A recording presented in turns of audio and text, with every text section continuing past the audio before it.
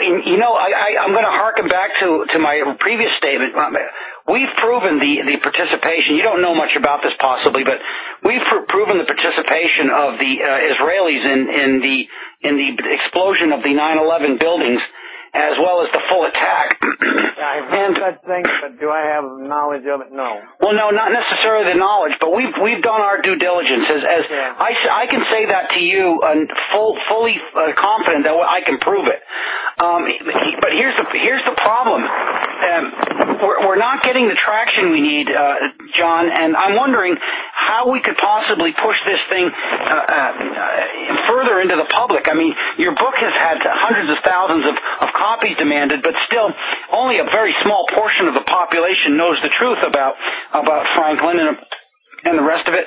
What are we doing wrong not to get this further out? I guess I'm not the person to ask. I wonder the same thing myself. What does it take sometimes when the proofs are so obvious and the lie is so big on the other side? And I guess I don't have the answer. I'm like you. I have the question. What in blazes does it take? Normally, you would believe, hey, good grief, we've got the freest press in the world, investigative press. If ever there's some things for them to look into and step up to the line and expose it and prove it, course correction. But if anything, it seems like they duck away. Well, you know darn well we don't have a free press, and that's exactly what I mean. During the case that was going on, your Franklin case, there was probably only scant coverage, if any, wasn't there? Well, there was heavy coverage sometimes, but frequently it would start out as something to prove the exact opposite of what was going on, and basically one time after another, we were pretty lucky and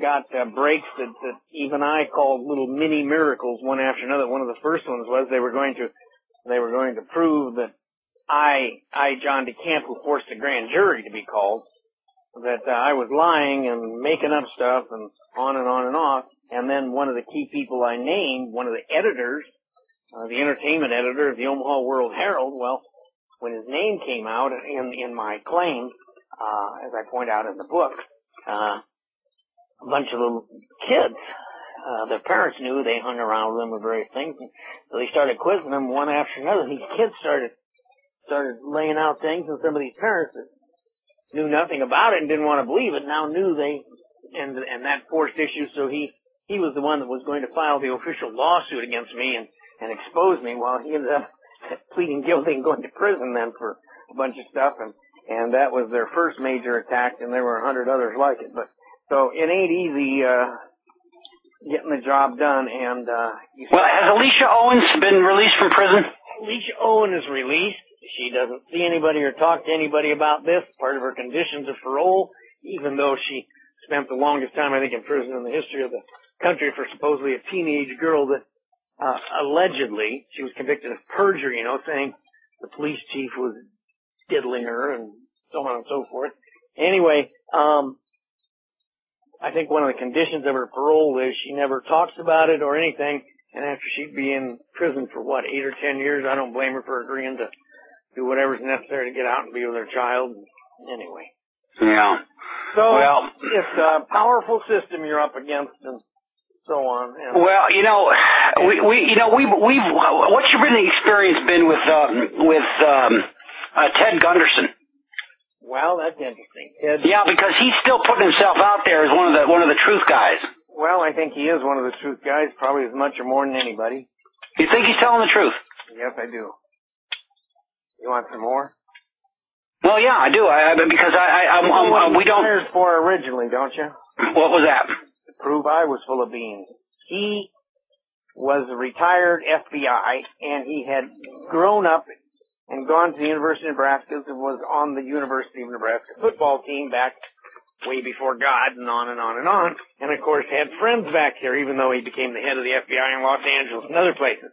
Anyway, when this got going hot and heavy, he was hired by some of his old friends, some of the star old football players whose names are famous and you'd recognize, I'm sure. Anyway, to come back and use his prestige and power and investigate and prove that old John DeCamp was lying about this, and on and on and on. So he came back, and yeah, he came on like he he kind of smiles whenever I tell this. Anyway, so he came on my gangbusters and really went crazy investigating, and I just said, hey, man, here's my office. You're welcome to look at absolutely anything I got. I got nothing to hide, but a lot of other people too. So he, to my shock, ended up being my strongest defender and verifying, and then went to these people and told them that John DeCamp is the one telling the truth, and blah, blah, blah. So then they fired him. And that's how we first got to even know each other, you know. And we maintained contact over the years, one after another. He had his private investigative agency in Las Vegas and handled a number of cases, and he'd call me every once in a while. But are you ready for the shocker on the story now? Mm-hmm. Try about 3 months ago, I get this call from this man named Ted Gunderson. Yeah. He says, John, I need help. I said, well, what do you need? He says, I need a place to live. I need to get out of where I am right away. And this is the first time I publicly told this story. I don't know if I should. But anyway, what the heck? Ted won't mind. And I says, well, yeah, he says, do you have a place for me for a while? And I says, well, yeah, I suppose.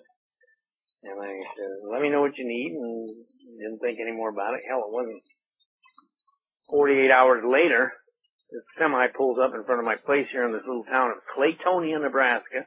287 people in the little village I live in. My law offices are all in Lincoln, the big city, but I live out here kind of in a little country area, a little dinky town where I could raise my kids. I moved out here because of that stupid Franklin thing after the first book came out.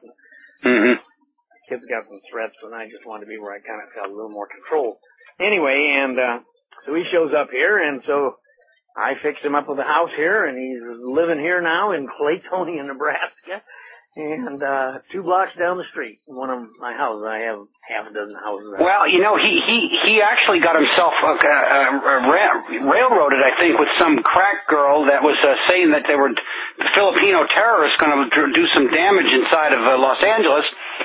And he got in touch with me, and I tried to get the story out, but it didn't gel correctly, and it turned out to be, I think they were trying to set him up, is what I think. Might well be. I know the thing you're talking about. I'm just vaguely familiar with, but for whatever reason, he believes there are going to be some pretty serious. That's going to be the next terrorist event. I sure don't know, and I don't press him on it. He's a good friend. As I say, started out he was going to. Well, you know, how about a guy named Jimmy Rothstein? Do you know about Jimmy? Jimmy was a detective in New York. Once again, this is years ago.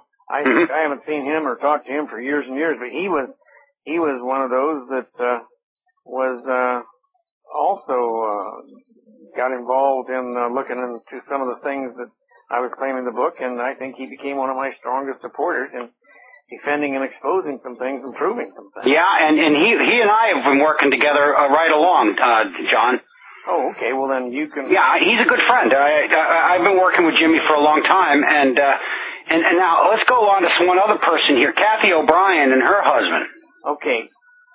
So you know, I don't know the validity or non-validity, and I don't claim to. Kathy O'Brien and Mark, what's his name? Mark Phillips, yeah. Mark Phillips showed up on my doorstep here, and this has got to be way years and years ago. Mm-hmm. And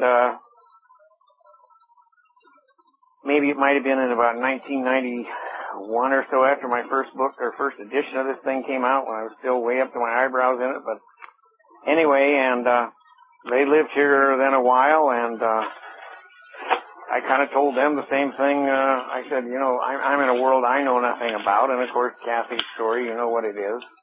And I said, I truly don't know the truth or falseness. It's a world that even today to me is so sick and so fantasy laden. You know what I'm saying at all? I do know. You don't yep. want to believe it. Yep. It's kind of like I don't know. It's a insane world that you don't want to believe exists. And Kathy and Mark went off, left here then after they'd been here several months staying here, and went off and told his story or her story or whatever. And of course there's arguments anyway.